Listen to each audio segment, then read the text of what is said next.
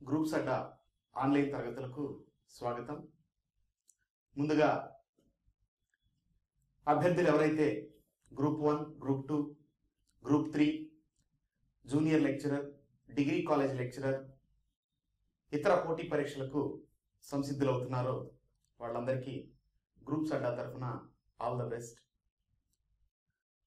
ఈ గ్రూప్స్ అడ్డా యొక్క ప్రధాన లక్ష్యం ఏంటంటే మారుతున్న కాలంలో జరుగుతున్నటువంటి కాంపిటేటివ్ ఎగ్జామ్స్ ఏవైతే ఉన్నాయో వాటి పరిధిని విశ్లేషించుకొని ఎప్పటికప్పుడు ప్రశ్నాపత్రాల సరళిని అనుసరిస్తూ నూతనంగా ఏవైతే టాపిక్స్ అడుగుతూ ఉన్నారో వాటికి సంబంధించి అభ్యర్థులకు ఒక నేస్తంలాగా సహాయపడేదే మన గ్రూప్స్ అడ్డా ఆన్లైన్ తరగతులు.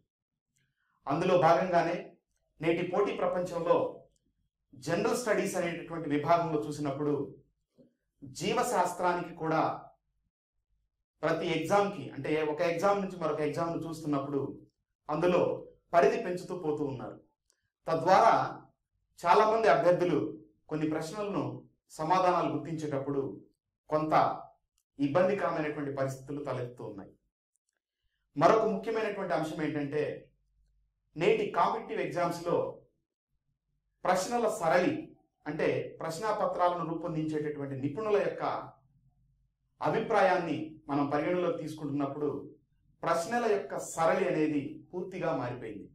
ఇంతకు ముందైతే కొన్ని ప్రశ్నలు ఎలా ఉండేవంటే ఉదాహరణకి మనం జీవశాస్త్ర పరంగా తీసుకున్నప్పుడు కూడా సరళమైనటువంటి ప్రశ్నల తీరుతో అంటే కంటెంట్ బేస్డ్గా కాకుండా మామూలుగా అతి పొడవైన కణం ఏంటి, మానవ శరీరంలో అతి పెద్ద ఎముక ఏంటి, మానవ శరీరంలో అతి దృఢమైన పదార్థం ఏంటి, ఇలాంటి ప్రశ్నలను అడగడం జరుగుతూ ఉండేది. అయితే ఇప్పుడు కంటెంట్ బేస్డ్గా కొన్ని క్వశ్చన్స్ని ఇస్తూ పూర్తి సంక్లిష్టతను పరీక్షా నిపుణులు పరీక్షల్లో చూపిస్తూ ఉన్నారు.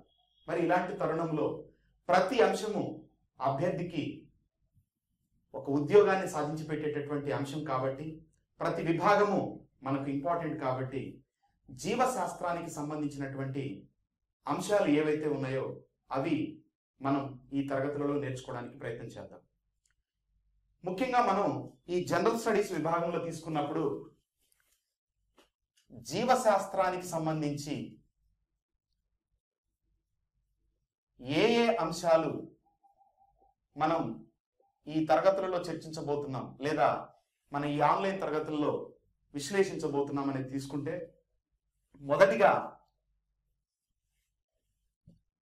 వ్యాధులు.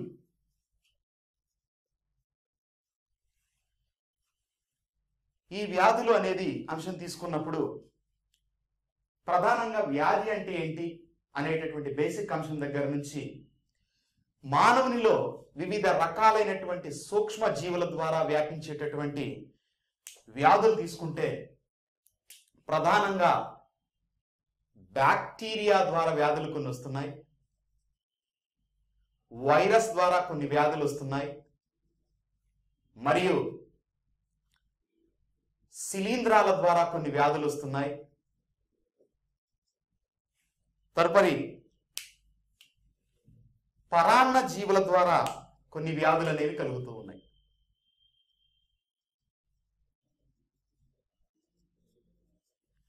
ఇలా ఈ వ్యాధులు అనేటటువంటి అంశంలో పర్టికులర్గా ఏ సూక్ష్మ జీవుల ద్వారా వ్యాధులు కలుగుతున్నాయి అనేటటువంటి సాధారణ అంశంతో పాటుగా ఇటీవల కాలంలో పర్టికులర్గా దీనికి సంబంధించినటువంటి కొన్ని వ్యాక్సిన్స్ ఏవైతే ఉన్నాయో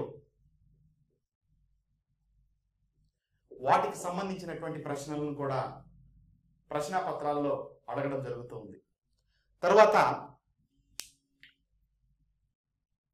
ఈ తరగతుల యొక్క ముఖ్య ఉద్దేశంలో భాగంగా మనం చెప్పుకుంటే నాన్ బయాలజీ విద్యార్థులు అంటే సైన్స్, ఫిజిక్స్, కెమిస్ట్రీ బ్యాక్గ్రౌండ్తో ఉండేవాళ్ళు, మ్యాథ్స్ బ్యాక్గ్రౌండ్తో ఉండేవాళ్ళు, హిస్టరీ బ్యాక్గ్రౌండ్తో లేదా ఆర్ట్స్ బ్యాక్గ్రౌండ్తో ఉన్నటువంటి వ్యక్తులు చాలా ఈ ఏరియాలో ఇబ్బందులు పడుతున్నటువంటి పరిస్థితి కనబడుతుంది. అందుకనే వీటిని కొంచెం సరళీకరించి మీకు అందించడం జరుగుతుంది.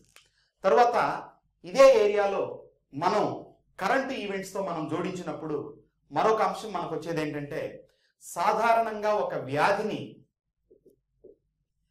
WHO వరల్డ్ హెల్త్ ఆర్గనైజేషన్ ఏం చేస్తుందంటే వర్గీకరణ చేస్తుంది. అంటే ఉదాహరణకి ఒక ప్రాంతంలో మనం ఉదాహరణగా ఈ వ్యాధిని తీసుకోవచ్చు. మనకి ఇంతకుముందు ఫ్లడ్స్ వచ్చినప్పుడు కేరళలో ఈ వైరస్ గబ్బిలాల ద్వారా వ్యాపించేటటువంటి వైరస్ వల్ల ఒక వ్యాధి రావడం జరిగింది. తర్వాత ఈ ఆఫ్రికా ప్రాంతాలలో కనిపించేటటువంటి కొన్ని వ్యాధులు, అటువంటి వాటిని మనం పరిశీలించినప్పుడు పర్టికులర్గా ఆ వ్యాధి ఏ రకానికి చెందింది, ఏ విధమైనటువంటి లక్షణాలను అది కలిగి ఉంది అనేటటువంటి అంశాలను మనం ఇక్కడ అవగాహన చేసుకోవాల్సినటువంటి ఆవశ్యకత ఎంతైనా ఉంది. కాబట్టి ఈ WHO నిర్ధారించేటటువంటి వర్గీకరణలలో మామూలుగా ఏం చేస్తుందంటే వ్యాధులను పాండమిక్, ఎపిడమిక్, స్పోరాడిక్ ఇలా వర్గీకరణ చేస్తుంది.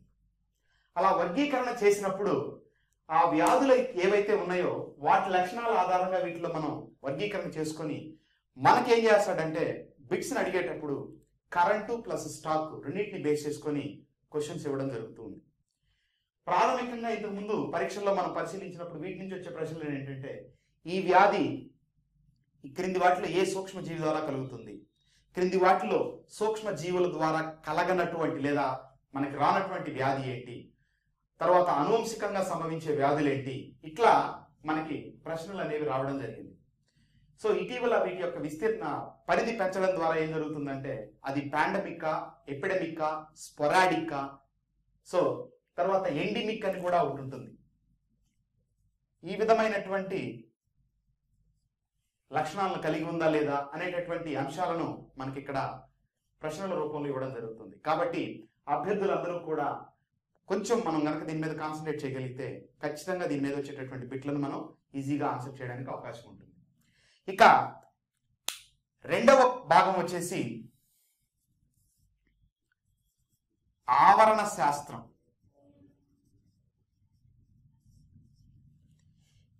దీనినే మనం ఎకాలజీ అంటాం. ఈ ఎకాలజీ అనే పదాన్ని తీసుకున్నప్పుడు ఇది రెండు గ్రీకు పదాల యొక్క కలయిక. ఒకటి ఓయికోస్, రెండు లోగోస్. ఇక్కడ ఓయికోస్ అంటే అర్థము గృహము లేదా ఆవాసం లేదా నివాసం. లోగోస్ అనగా అర్థము అధ్యయనం. ఈ ఆవరణ శాస్త్రం అనేటటువంటి అంశాన్ని పరిశీలించినప్పుడు మనకి పదాల ఆధారంగా మీనింగ్ అనేది తెలుస్తుంది. అంటే ఎకాలజీలో సాధారణంగా మనం చూసే అంశాలు ఏంటంటే ఒక జీవి జీవిస్తున్నటువంటి ప్రదేశంలో లేదా ఆవాసంలో దాని చుట్టూ ఎటువంటి పరిసరాలు ఉన్నాయి, ఆ పరిసరాలలో ఎటువంటి మార్పులు జరుగుతున్నాయి, పరిసరాలపై జీవులపై పరిసరాల వల్ల జీవులపై ఎటువంటి ప్రభావం కలుగుతోంది, లేదా జీవులకు పరిసరాలకు మధ్య ఎటువంటి పరస్పర అవినాభావ సంబంధం అనేది కొనసాగుతుంది అనే అంశాలను ఈ ఎకాలజీ పార్ట్లో మనం చూస్తూ ఉంటాం. ఎకాలజీలో మరొక అంశం ఏంటంటే ఆవరణ వ్యవస్థ అనేది ఒకటి వస్తుంది. ఈ ఆవరణ వ్యవస్థ ఎకోసిస్టమ్ అనేది ఎలా ఏర్పడుతుంది, దీని నిర్మాణం ఎలా ఉంటుంది, ఇందులో ఉండేటటువంటి జీవ నిర్జీవ అణుఘటకాలు ఏంటి, తర్వాత ఇదే ఆవరణ వ్యవస్థకు అనుసంధానించబడేటటువంటి మరొక అంశమే ఆహారపు గొలుసు. దాన్నే మనం ఫుడ్ చైన్ అని పిలుస్తాం. అదేవిధంగా ఆహార జాలకం. దీనికి అనుబంధంగా ఉండేటటువంటి మరొక అంశం జీవావరణ పిరమిడ్లు. వాటినే మనం ఇంగ్లీష్లో ఎకలాజికల్ పిరమిడ్స్ అంటారు. సో ఇటువంటి అంశాలన్నీ కూడా ప్రాథమికంగా ఇందులో ఉంటే ప్రస్తుతం మనం మన పబ్లిక్ సర్వీస్ కమిషన్ విడుదల చేసినటువంటి నోటిఫికేషన్స్ మనం పరిశీలిస్తే జనరల్ స్టడీస్ విభాగంలో ప్రత్యేకంగా ఒక చాప్టర్ను చేర్చడం జరిగింది. ఏంటంటే అది పర్యావరణం సుస్థిర అభివృద్ధి.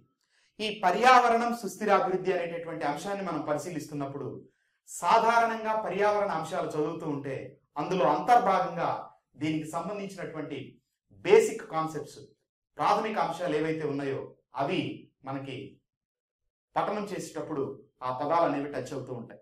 మరి ఇటువంటి సమయంలో ఇది బయాలజీ పరంగా దీని బేస్డ్గా క్వశ్చన్స్ వస్తే అక్కడ ఆన్సర్ చేయడానికి అవకాశం ఉంటుంది.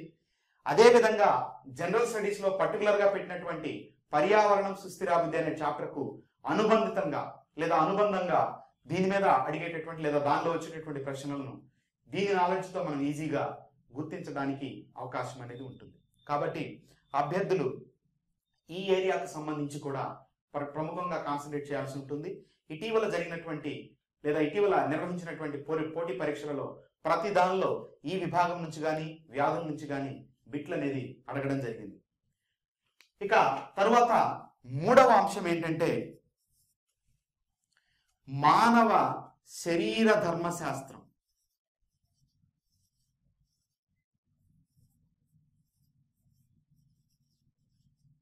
ఈ మానవ శరీర ధర్మశాస్త్రం అనేటటువంటి అంశానికి వచ్చినప్పుడు ఇక్కడ మనం ప్రముఖంగా మానవుడిలో ఉండేటటువంటి వివిధ రకాల అవయవ వ్యవస్థలు, అవి పనిచేసేటటువంటి తీరు, తరువాత వాటిలో వచ్చేటటువంటి లోపాలు ఏ విధంగా ఉంటున్నాయి, ఏ విధంగా అవి మానవుల్లో ఇబ్బందులను కలుగజేస్తున్నాయి, వాటికి కొత్తగా ఏమైనా మందులు కనిపెట్టారా, ఇటువంటి అంశాలకు సంబంధించి మనకి పోటీ పరీక్షలలో ప్రశ్నలు అడగడం జరుగుతుంది.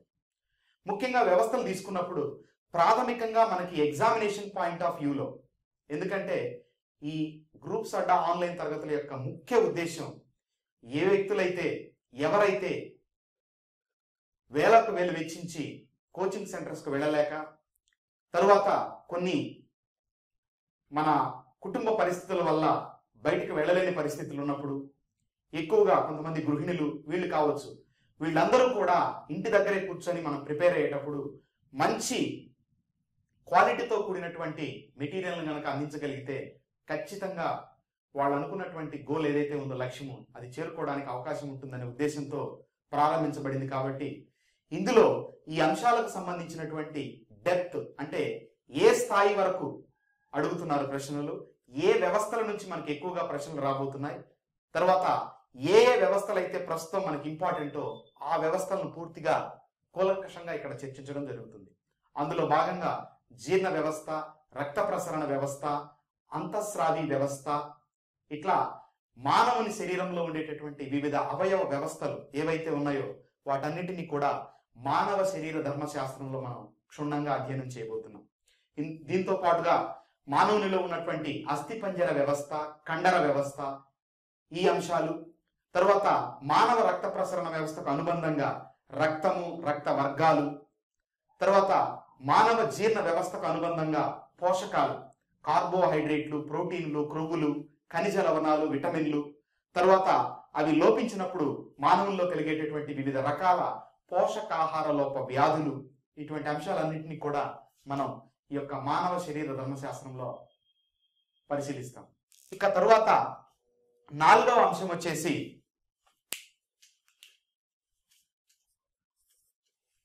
మనం చూడబోయేటటువంటి నాలుగవ అంశం ఏంటంటే, ఇటీవల కాలంలో మనం ప్రశ్నాపత్రాలను పరిశీలించినప్పుడు ప్రథమంగా మనం బిట్లు పెట్టేటప్పుడు కూడా చాలా మంది అభ్యర్థులు మాకు కాల్స్ ద్వారా కావచ్చు లేదా మేము కలిసినప్పుడు మాట్లాడినప్పుడు చెప్పడం కూడా జరుగుతుంది. కొన్ని బిట్లు సార్ ఇంతవరకు అసలు మేము చూడలేము, ఆ బిట్లు అవి ఎక్కడున్నాయి, అసలు దేని నుంచి వీళ్ళు బిట్లు ఇస్తున్నారు అనేటటువంటి ఆ అభిప్రాయాన్ని వాళ్ళు వ్యక్తం చేయడం జరిగింది.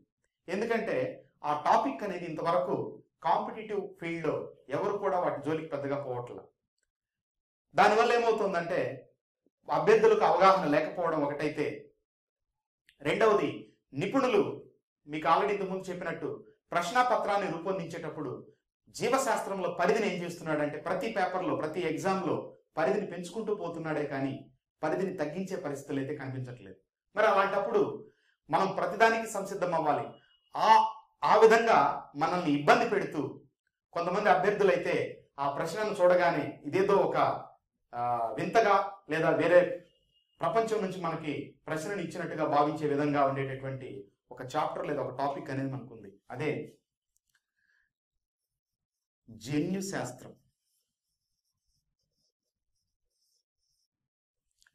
ఇటీవల పోటీ పరీక్షలలో కొన్నిట్లో దీని మీద సంబంధించి కొన్ని ప్రశ్నలు అడిగి ఉన్నారు. మెండల్ ఎంచుకున్నటువంటి తీపి బఠానీ మొక్కలో లక్షణాలు అని చెప్పేసి ఒక 4 లక్షణాలు అక్కడ ఇస్తాడు. ఇచ్చి పై వాటిలో ఏ లక్షణాలు అయితే మెండల్ ఎంచుకున్నాడో మనం గుర్తించాలి. తర్వాత ఒక వర్ణ అంధత్వం కలిగినటువంటి పురుషుడు లేదా వర్ణ అంధత్వం కలిగినటువంటి స్త్రీ వర్ణ అంధత్వం లేనటువంటి పురుషుడిని వివాహం ఆడినప్పుడు వాళ్ళకి కలిగే సంతానంలో ఎటువంటి లక్షణాలు కనబడుతున్నాయి. దీనికి అనుబంధంగానే ఏ రక్తవర్గం కలిగినటువంటి ఒక పురుషుడు బి రక్తవర్గం కలిగినటువంటి ఒక స్త్రీని వివాహం ఆడినప్పుడు వాళ్ళకు కలిగేటటువంటి సంతానంలో క్రింది వాటిలో ఏ రక్తవర్గం ఉంటుంది, క్రింది వాటిలో ఏ రక్తవర్గం ఉండదు. ఇలాంటి ప్రశ్నలు అనేవి మనకు ఈ జన్యుశాస్త్రంలో కనిపిస్తూ ఉంటాయి. కాబట్టి అభ్యర్థులందరూ కూడా, ముఖ్యంగా నాన్ బయాలజీ అభ్యర్థులు, ఈ అంశాలలో కొంచెం కాన్సన్ట్రేట్ చేయాల్సినటువంటి ఆవశ్యకత ఎంతైనా ఉంది. ఎందుకంటే ఇది చెప్పుకోవడానికి మనకి వింటున్నప్పుడు బాగా అనిపిస్తుంది, కానీ దాన్ని అర్థం చేసుకోవడం బిట్టు రూపంలో పెట్టేటప్పుడు మాత్రం కొంచెం డిఫికల్ట్గా అనిపిస్తుంది. కాబట్టి మీరు ఏకాగ్రతతో గనక ఈ టాపిక్ మీద కాన్సన్ట్రేట్ చేయగలిగితే ఖచ్చితంగా మనకి ప్రతి ఎగ్జామ్లో ఇప్పటివరకు జరిగిన వాటిలో చూస్తే దాదాపు 2 నుంచి 3 బిట్లు బయాలజీకి సంబంధించి వాటిల్లో ఈ టాపిక్ నుంచి కేవలం ఈ టాపిక్ నుంచి అడగడం జరిగింది. కాబట్టి ఈ జన్యుశాస్త్రంలో ఆ అంశాలను మనం క్షుణ్ణంగా పరిశీలించబోతున్నాం. తర్వాత చివరి అంశంగా మనం చూడబోయేటటువంటిది ఏంటంటే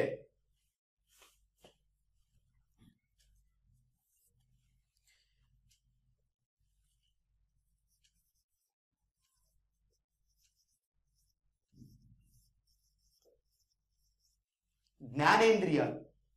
మానవునిలో పర్టికులర్గా ఈ యొక్క టాపిక్ని డిఫరెంట్గా ఎందుకు డీల్ చేస్తున్నామంటే, ఇంతకుముందు ఇక్కడ చూసాం మనం మానవ శరీర ధర్మశాస్త్రంలో వ్యవస్థల గురించే మనం మాట్లాడుకున్నాం, కానీ ఈ జ్ఞానేంద్రియాలకు సంబంధించినటువంటి అంశాన్ని నేను అక్కడ చెప్పలేదు. కారణం ఏంటంటే ఈ చాప్టర్కు కొంత వెయిటేజ్ అనేది ఉంది. మానవునిలో మొత్తం 5 రకాలైనటువంటి జ్ఞానేంద్రియాలు ఉన్నాయి. ఈ 5 రకాల జ్ఞానేంద్రియాలు కన్ను, చెవులు, ముక్కు, నాలుక, చర్మం. ఈ 5 జ్ఞానేంద్రియాలు ఎలా పనిచేస్తున్నాయి, వాటి యొక్క నిర్మాణం సంబంధించి ఎలా ఉంది, తర్వాత అవి పని చేయకపోతే ఏం జరుగుతుంది, లేదా ఒక వ్యక్తి వింటున్నాడు, ఇంకోవైపు బ్యాలెన్స్ అంటే సమతా స్థితిని కలిగి ఉన్నాడు.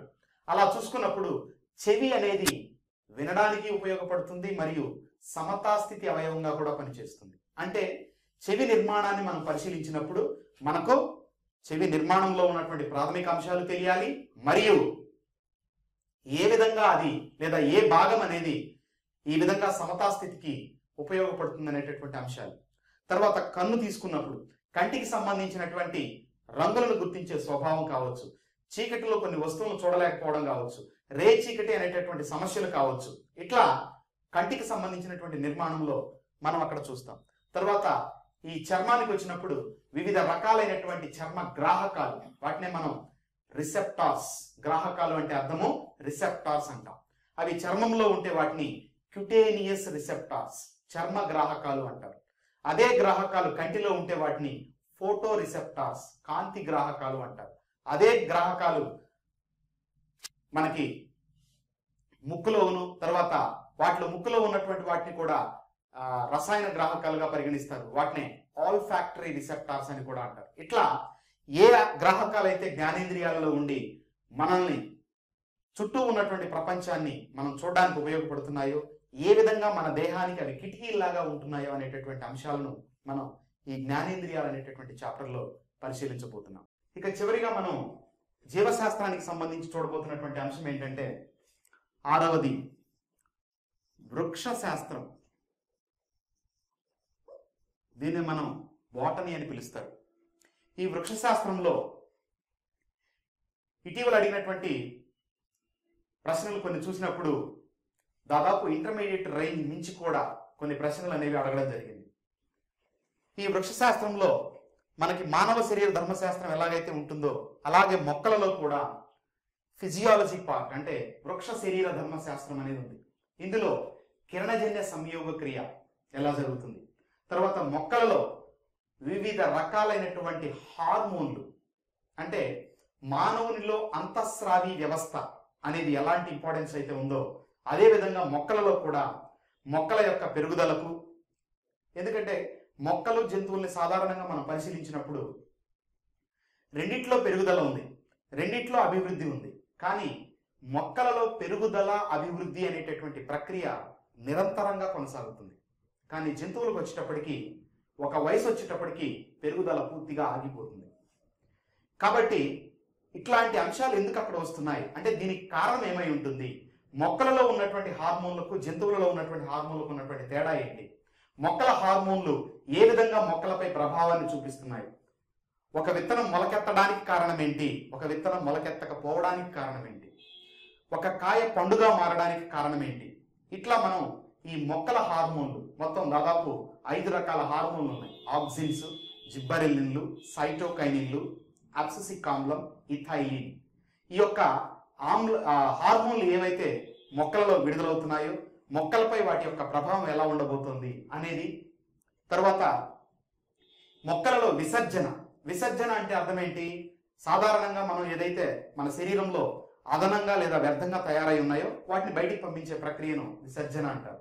అయితే మొక్కలలో జరిగేటటువంటి విసర్జన ప్రక్రియ, జంతువులలో జరిగేటటువంటి విసర్జన ప్రక్రియకు ఉన్న ప్రాథమికమైన తేడా ఏంటంటే జంతువులలో విసర్జన ప్రక్రియ కొరకు అంటే ఏర్పడినటువంటి వ్యర్థాలను బయటికి పంపించడం కోసం ప్రత్యేకమైనటువంటి నిర్మాణాలు, కణాలు కావచ్చు, కణజాలాలు కావచ్చు, అవయవాలు కావచ్చు ఏర్పడి ఉన్నాయి. కానీ అలాంటి నిర్మాణాలు ఏవి మొక్కలలో ఏర్పడలేవు. మరి మొక్కలలో విసర్జన జరగదా సార్ అంటే జరుగుతుంది. అయితే విసర్జన ప్రక్రియ మాత్రమే జరుగుతుంది కానీ వెలుపలకు పంపించే ప్రక్రియ మాత్రం జరగదు. కాబట్టి ఏవైతే వ్యర్థాలు తయారయ్యాయో ఆ వ్యర్థాలన్నీ కూడా మొక్కల యొక్క భాగాలలోనే నిల్వ ఉంటాయి. ఈ విధంగా మొక్కల యొక్క భాగాలలోనే నిల్వ ఉండడం వల్ల మొక్కలకు కొంత ఉపయోగం అనేది ఉంటుంది. ఉదాహరణకి వేప చెట్టు బాగా పచ్చగా ఉంది, కొమ్మలన్నీ కిందగా ఉన్నాయి, ఆకు బాగా పచ్చగా ఉంది, చూడ్డానికి బాగా ఆహ్లాదకరంగా అనిపిస్తుంది. మరి ఏ గేదె కూడా ఆ వేపాకుని తినదు. ఎందుకంటే ఆ వేపాకు యొక్క వాసన, తర్వాత దాని యొక్క రుచి అనేది డిఫరెంట్గా ఉండడం వల్ల గేదెలు దాని జోలికి వెళ్ళవు. అంటే మొక్క తమ శరీర ధర్మ క్రియల ద్వారా ఉత్పత్తి అయినటువంటి పదార్థాలను నిల్వ చేసుకోవడం ద్వారా, ఓకేనా, ఈ యొక్క ప్రతి మొక్కలో ఉన్నటువంటి ప్రతి భాగానికి ప్రత్యేకమైనటువంటి రంగు, ప్రత్యేకమైనటువంటి రుచి అనేది వస్తుందన్నమాట. లేదా ప్రత్యేకమైనటువంటి వాసన అనేది కలుగుతుంది. దాన్ని బేస్ చేసుకున్నప్పుడు కొన్ని జంతువులు కొన్ని మొక్కల యొక్క పదార్థాలను మాత్రమే ఆహారంగా తీసుకోగలవు, కొన్ని మొక్కల జోలికి అసలు వెళ్ళలేవు. తర్వాత కొన్ని ఔషధాలను మనం ఉపయోగిస్తున్నాం. భయంకరమైనటువంటి వ్యాధులు, క్యాన్సర్ లాంటివి, తర్వాత గుండెపోటు సంభవించినప్పుడు ఇమ్మీడియట్గా వ్యక్తిని కాపాడడానికి ఉపయోగించే కొన్ని మందులు, ఇవన్నీ కూడా మనకి మొక్కలు విసర్జించేటటువంటి వ్యర్థాల నుంచే తయారు చేస్తున్నారు. మనల్ని పట్టి పీడిస్తున్నటువంటి డెంగ్యూ లాంటి వైరల్ ఫీవర్స్కి మనల్ని కాపాడగలిగేటటువంటి బొప్పాయిలో ఉండేటటువంటి సహజ లక్షణం కూడా మొక్కలు విసర్జించే విసర్జక పదార్థాల వల్ల వస్తుంది. తర్వాత మనం స్వతంత్రం వచ్చిన దగ్గర నుంచి ఏ అభివృద్ధి కార్యక్రమాలకు ఖర్చు పెట్టినంత ఖర్చు మనం దోమలను సంహరించడానికి లేదా దోమలను నిర్మూలించడానికి పెట్టున్నాం. అయినా ఇప్పటికీ కూడా మలేరియా లేనటువంటి ప్రాంతం అనేది లేకుండా పోతుంది. మరి ఈ మలేరియాకు విరుగుడుగా మనం వాడేటటువంటి క్వినైన్, అది కూడా ఒక మొక్క నుంచి లభించేటటువంటి ఒక అదనపు వ్యర్థ పదార్థమే.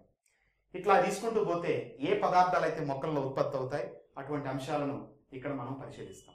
ఇందులో మనకి కంటెంట్ బేస్డ్గా క్వశ్చన్స్ అడగడంతో పాటుగా జీకే పార్ట్ కూడా ఈ యొక్క విభాగం నుంచి ప్రశ్నలు అడుగుతున్నారు. అంటే ఉదాహరణకి క్యారెట్ అనేటటువంటి అంశాన్ని తీసుకున్నప్పుడు ఈ క్యారెట్ అనేది వేరా లేకపోతే కాండమా, బంగాళదుంప అనేది కాండమా లేకపోతే వేరా, ఇట్లా జనరల్గా కొన్ని బిట్లను కూడా మనకి ప్రశ్నాపత్రాలలో ఇవ్వడం జరుగుతుంది. కాబట్టి ఇటువంటి అంశాలన్నింటిని కూడా మనం ఈ వృక్ష శాస్త్రం సంబంధించినటువంటి వాటిలో పరిశీలిస్తాం.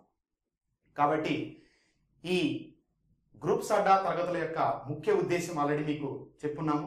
కాబట్టి అభ్యర్థులందరూ కూడా ఏవైతే మనం ఈ జీవశాస్త్రం అనేటటువంటి అంశాన్ని పరిగణలోకి తీసుకొని చదవడానికి కొంచెం ఈజీగా ఉంటుందిలే, మనం దాన్ని పట్టించుకోవాల్సిన అవసరం లేదనేటటువంటి భావన దయచేసి అభ్యర్థులు దూరంగా ఉంచుకోవాలనేసి విన్నవిస్తూ ఉన్నాం. ఎందుకంటే మనకి ఇటీవల జరిగినటువంటి కొన్ని ప్రశ్నాపత్రాలను పరిశీలించినప్పుడు దాదాపు 14 నుంచి 16 ప్రశ్నలు కేవలం జనరల్ స్టడీస్లో జీవశాస్త్రం నుంచి అడిగారంటే దీని యొక్క ప్రాముఖ్యత ఎంత ఉంది అనేది ప్రతి ఒక్క అభ్యర్థి గుర్తుంచుకోవాల్సిందిగా మనం చేస్తూ, ప్రస్తుతం మనం ఈ జీవశాస్త్రానికి సంబంధించినటువంటి ఈ యొక్క జన్యు శాస్త్రం, దీనిలో ఉండేటటువంటి లక్షణాలు ఏమేమి ఉన్నాయి, దానికి సంబంధించినటువంటి కాన్సెప్ట్ ఏదైతే ఉందో ఆ అంశాన్ని ఇప్పుడు మనం పరిశీలించబోతున్నాం.